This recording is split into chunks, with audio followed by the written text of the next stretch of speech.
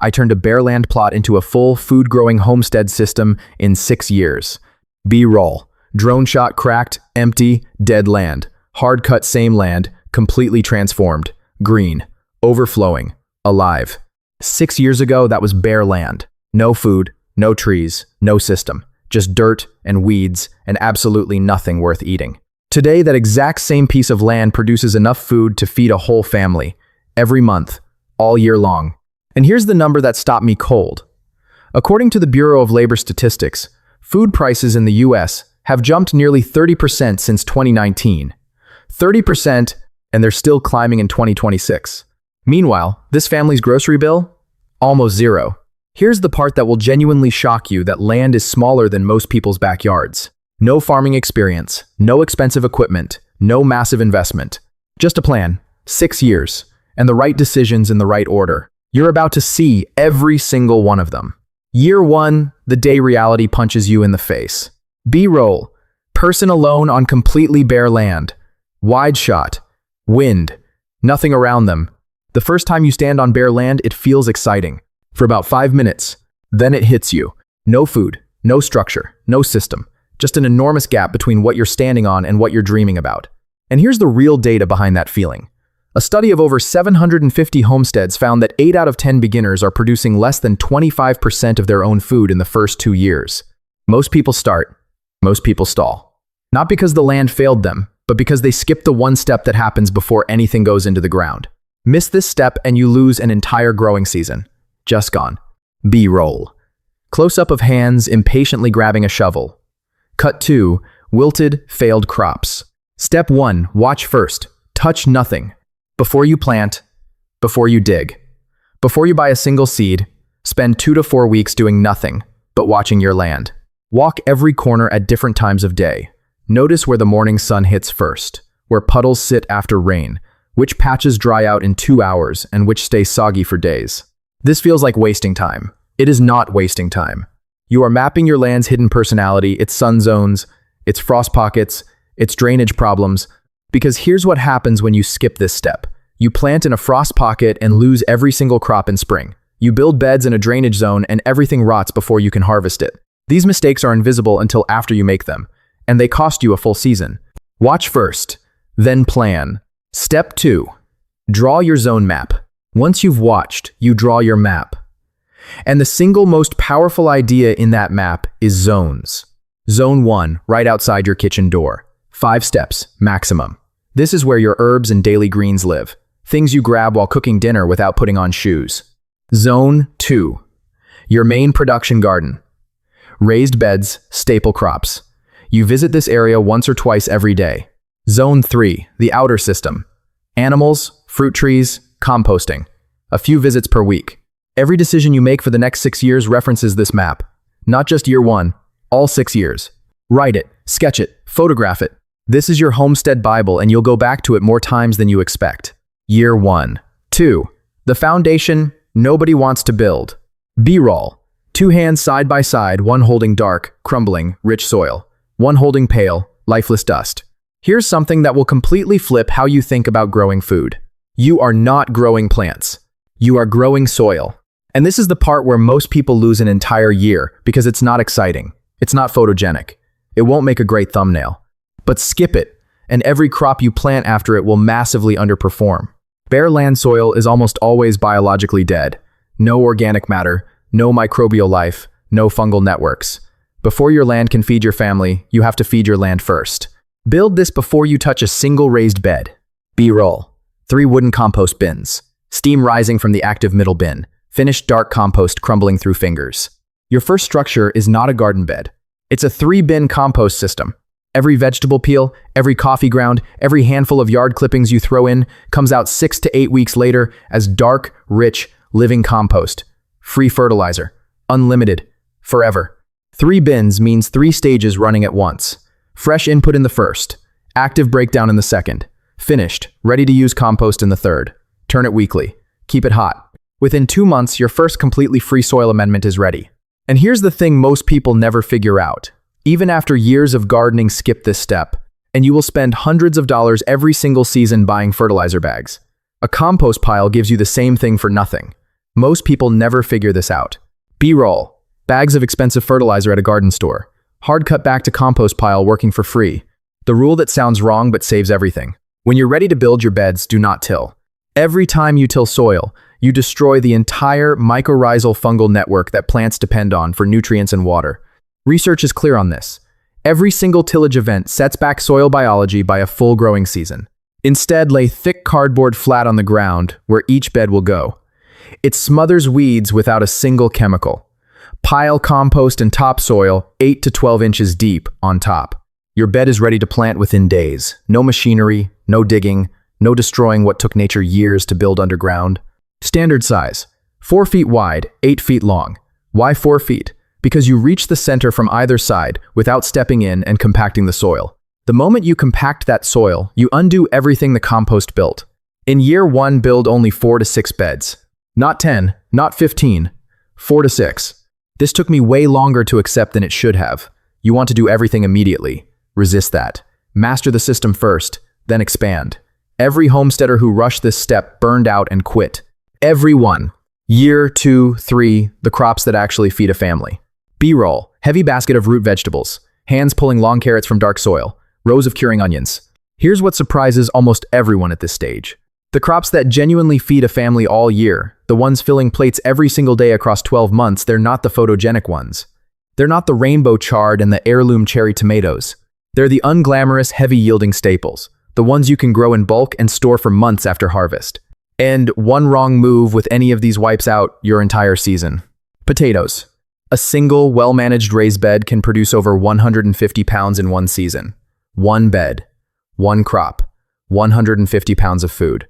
Cure them correctly after harvest, right temperature, right humidity, and they store 6 to 8 months without refrigeration. That's one crop covering your family's carbohydrates for half the entire year. Carrots. The storage trick that changes everything.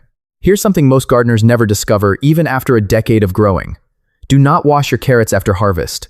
Seal them unwashed into plastic bags with just a touch of moisture inside, enough to stop shriveling, not enough to cause rot, and store them near freezing in a spare refrigerator. They stay crisp and completely fresh for up to 10 months. 2 months of fresh harvest. 10 months of perfect storage. That's a continuous year-round carrot supply from one single planting. That one technique alone is worth the entire video. Dried beans, the most overlooked protein source. Most homesteaders obsess over vegetables and completely forget protein. Dried beans are the answer, and they're embarrassingly easy. Let them dry right on the plant. Then store in sealed food-grade buckets for years. No canning, no freezing, no processing equipment. And here's the time-saving trick most people never figure out. Fill a pillowcase with dry pods and beat it hard against a solid surface. Hundreds of pods shelled in minutes. This one technique saved hours of hand shelling and almost made me quit the entire bean operation before I found it. Corn, stop planting it wrong. Almost every beginner plants corn in long straight rows. Almost every beginner gets knocked over stalks and poorly pollinated, half-empty cobs at the end of the season. Here's why. Corn pollinates by wind. Pollen drops from the top tassel and needs to reach the silk below. In a single long row, most pollen blows sideways and completely misses. You planted the crop. The wind wasted it. The fix is simple, and it genuinely doubles your yield with 0 extra work. Plant corn in a square block, not in rows. A 10 by 10 foot square pollinates itself efficiently. Plants support each other against wind. Your entire harvest improves. This is what experienced growers have known for decades, that no beginner's guide ever mentions. The Herb Spiral Zone 1. Finally working. 5 steps from your kitchen door, build a stone herb spiral. Rosemary, thyme, basil, oregano. Takes up less than 4 square feet. The spiral shape creates multiple microclimates in one tiny structure. Drier and sunnier toward the top for Mediterranean herbs. Moister at the base for mint and chives. Daily flavor within literal arm's reach while you're standing at the stove. This one small thing eliminated so many frustrating moments reaching for herbs and realizing you have to walk the whole garden to get them while something burns on the stove. Your free pest control system. Here's an expensive mistake you can completely avoid. Edge every raised bed with marigolds and nasturtiums before you plant anything else. Marigolds repel root pests from below. Nasturtiums act as a trap crop. Aphids attack them instead of attacking your vegetables. Both pull in pollinators that dramatically boost the yield of every flowering crop on the plot. 0 chemicals. 0 cost. This is your entire pest control system, and most people spend real money each year on something these 2 flowers do for free. Year 3-4. The animals that complete the loop. B-roll. Hens working through a movable pen in a garden area. A single beehive buzzing on the property edge. A compact rabbit hutch in a shaded corner. Plants alone cannot complete a homestead system. Animals close the nutrient loop. They eat what grows around them and return fertility directly back into the soil. And they produce protein and calories that no vegetable bed can replace. But here's where most people completely blow it. They add too many animals too fast. The whole system collapses under the weight of too much, too soon. Add them in this exact order. 8. Laying hens start here. 8 hens produce over 1,500 eggs per year. Breakfast every morning. Eggs in every recipe. Eggs to trade with neighbors. Use a movable chicken tractor, shift it weekly across your property. Hens scratch weeds, destroy pests, and deposit manure that feeds your soil. One animal doing 4 separate jobs at once, all day, every day. Meat chickens 1 week of work, 1 year of protein. 50 to 65 meat birds, raised once per year. That's it. One batch fills a full chest freezer with a complete year's worth of chicken for a family. All the labor concentrated into one intensive harvest week, not spread thin across every single week of the year. This setup can replace thousands of dollars of meat spending in a single season. Most people overlook it because it sounds like a lot of work. The people who do it once never go back to buying chicken at a store. 2 dwarf rabbits, the most overlooked animal. 120 to 180 pounds of lean protein every year. From 2 small animals in a compact hutch that takes up almost no space.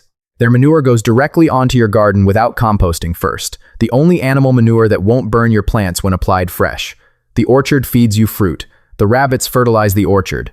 The nutrient loop closes completely without any external input. 1 beehive, the force multiplier. 1 hive, 1 investment, 3 results at once. It pollinates every fruit tree, berry bush, and vegetable flower on your entire plot, dramatically increasing yields across every system you've built. It produces 30 to 60 pounds of honey per season. And that honey fills jars for winter, replaces processed sugar in your kitchen, and becomes the best gift you've ever given a neighbor who didn't expect it. Per square foot of space used, nothing on the homestead delivers a higher return. Nothing. Year 4. 5. Infrastructure that cannot break. B-roll. Rain barrel filling steadily from a roof downspout. Drip lines disappearing under thick mulch. Solar panels catching morning light. Here's the part that separates homesteads that survive hard times from the ones that collapse during them. Your food system is only as strong as the infrastructure holding it up. In years 4 and 5, your job is to make that infrastructure bulletproof. Rainwater, free water, forever. 2 5-gallon barrels positioned under your roof, downspouts, connected to drip irrigation lines running under mulch directly to plant roots. Drip irrigation under mulch cuts water consumption by 30 to 50% compared to overhead watering. The mulch layer blocks evaporation. Every single drop you collect is a drop actually delivered to a plant root. But here's the upgrade that changes everything in a crisis. Add an underground cistern. Above ground barrels freeze solid in a hard winter. An underground cistern, protected by the earth around it, maintains liquid water and keeps the garden alive when everything else fails. This is where most people's systems break, and this is how you make sure yours doesn't. Solar, what actually works. You don't need to go fully off-grid to dramatically cut your dependence on the power grid. The setup that actually works in practice: 5 320-watt solar panels plus a 400 amp-hour lithium battery bank. This runs a complete household refrigerator, washing machine, lights, TV, computer.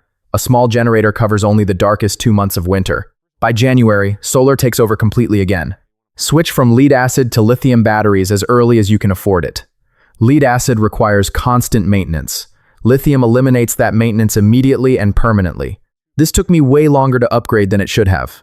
The maintenance hours I spent on lead acid batteries before finally switching, I won't get those back. Passive solar free heat from your structure.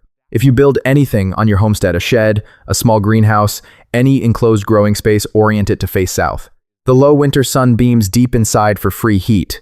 The high summer sun only enters about 2 feet and naturally keeps the interior cool. Pair this with LED grow lights on a 1-2 hour cycle, and you have a productive indoor garden running through every single winter month. This is how you grow year-round without a heated greenhouse and without a massive energy bill. Year 5-6. Preservation. The step that completes everything. B-roll. Root cellar shelves lined with glass jars glowing warm. 3 full chest freezers. Herbs laid out drying on old window screens. Here's the hardest truth in this entire video. A homestead that grows food but cannot preserve it still goes to the grocery store every January. Preservation is not extra credit. It is the final layer that makes everything else you built actually work across 12 full months. The root cellar. Built into the north-facing slope of your property where ground temperature naturally stabilizes. Target range, 32 to 40 degrees Fahrenheit with high humidity. Even a small root cellar holds hundreds of pounds of potatoes, carrots, onions, and canned goods. Those glass jars on the shelves aren't just storage, they are a physical wall between your family and whatever grocery stores are doing with their prices in January and February. According to BLS data, food prices rose 23.6% between 2020 and 2024 alone. Those jars are your hedge against that number. 3 chest freezers organized by purpose. 1 chest freezer for beef and pork. 1 for chicken. 1 for vegetables, berries, and fruit. 65 processed chickens fill 1 freezer completely. A year of beef fills another. Your vegetable and berry surplus fills the third. One rule that took too long to learn. If you're too busy during harvest to fully process something, freeze it raw immediately. A bag of unwashed tomatoes sealed and labeled in the freezer today beats tomatoes rotting on the counter because you ran out of time. Done beats perfect. Every single time. The carrot trick fresh. For 10 months. Revisiting this because it's genuinely that important. Unwashed carrots. Sealed plastic bag. Small amount of moisture. Near freezing temperature in a spare fridge. 10 months of fresh carrots from one harvest. This single technique, if you do nothing else in this entire video, is worth implementing immediately. It completely changes how you think about what fresh food means. 0 equipment, herb drying, old window screens, 2 sawhorses, any ventilated space, herbs, apple slices, green beans dried in 1 to 2 weeks, no dehydrator, no electricity, no cost. Simple always outlasts complicated. Always. Nothing leaves as waste. Beef fat renders into tallow. Tallow becomes soap, bar soap, dish soap, floor cleaner in 1 afternoon of work. Every output of one system feeds the next. Nothing is wasted. This is the homestead philosophy expressed in its most complete form, and when you're actually living it, it feels like something genuinely different from the world everyone else is operating in. The real results. B-roll, a full pantry, a family sitting together eating a meal where every single dish came from their own land. Empty grocery bag in the corner. Let's put real numbers on what 6 years actually delivers. According to the Bureau of Labor Statistics, the average American household now spends around $519 per month on groceries. That's over $6,000 a year. And food prices have risen nearly 30% since 2019, with another 2.9% increase in 2025 alone. A well-built homestead system cuts that bill by 50 to 75% annually. A single 4x 8-foot raised bed in ideal conditions can produce $600 in food savings in 1 summer according to How Stuff Works. Scale that across a full zone system with animals and preservation, and the savings compound dramatically year over year. But here's the number that matters more than any of those.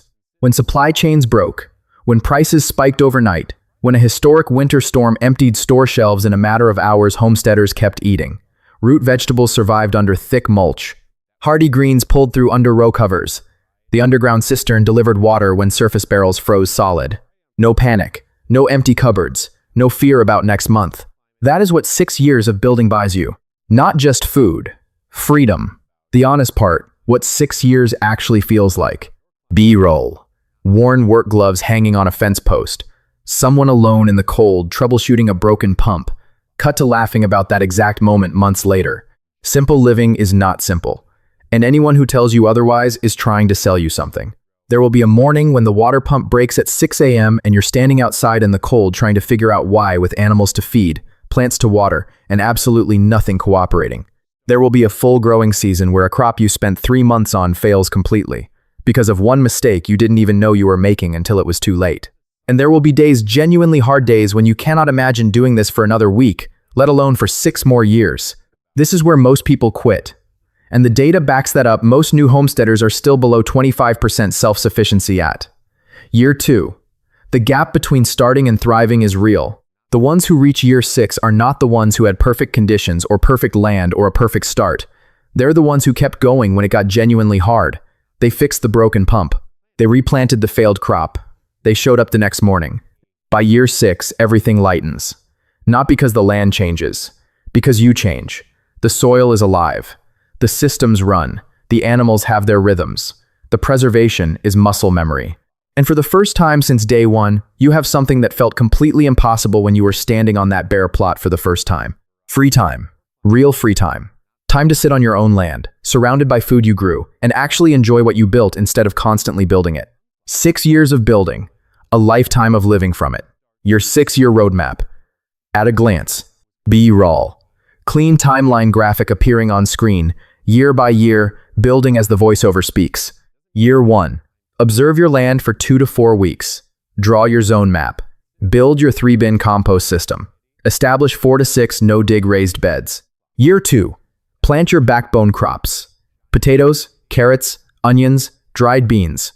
Learn succession planting. Build your herb spiral. Master the carrot storage trick. Year 3. Add 8 laying hens. Run your first meat chicken batch. Inoculate mushroom logs. Edge every bed with marigolds and nasturtiums. Year 4. Install rainwater barrels and drip irrigation. Add 2 dwarf rabbits and 1 beehive. Plant your first dwarf fruit trees. Year 5. Build your root cellar. Acquire your 3 chest freezers. Set up your solar panel system. Year 6. Refine. Reduce. Step back. The system feeds you now. Your job shifts from building to enjoying. Final word. The question that changes everything. B-roll. Slow drone pullback from the homestead. Lush, full, overflowing with life. Slowly revealing just how small it actually is compared to the neighborhood surrounding it. 6 years sounds like a long time, but I want you to sit with this question. Really sit with it. Where will you be 6 years from now if you don't start? Still handing $6,000, $8,000, $10,000 a year to a grocery store. Still dependent on a supply chain you have no control over. Still watching food prices climb 30% since 2019, with more coming and feeling that specific helplessness of knowing the number will keep going up and there is nothing you can do about it. Or standing on your own land, a full pantry behind you, a garden in front of you, animals producing food while you sleep. A system you built with your own hands that no price spike, no supply disruption, no news headline can take from you. The land is already waiting. The seeds cost less than a single grocery run. The only question that actually matters right now is, when do you start? The land was always capable. It was just waiting for someone who would show up.